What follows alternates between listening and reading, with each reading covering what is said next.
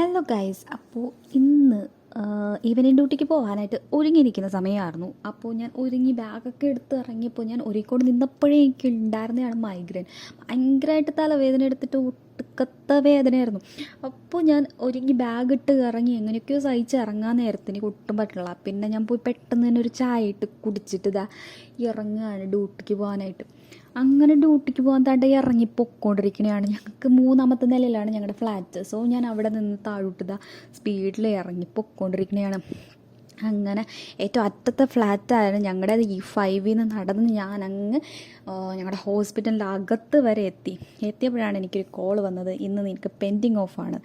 എൻ്റെ പൊന്ന് ഗായ്സ്, ഞാനാണെങ്കിൽ ഒടുക്കത്തെ ഹാപ്പിയായിരുന്നു. എനിക്ക് എന്തെന്നില്ലാത്തൊരു സന്തോഷമായിരുന്നു. ഞാൻ കേട്ട പാടെ അവരെ തിരിച്ച് വിളിക്കരുതെന്ന് വിചാരിച്ച് ഞാൻ ഹോസ്പിറ്റലിൽ നിന്ന് ഇറങ്ങിയ ഒരൊറ്റ ഓട്ടമായിരുന്നു. പിന്നെ വന്ന് മൂടി പൊതിച്ചൊരൊറ്റ കിടപ്പായിരുന്നു.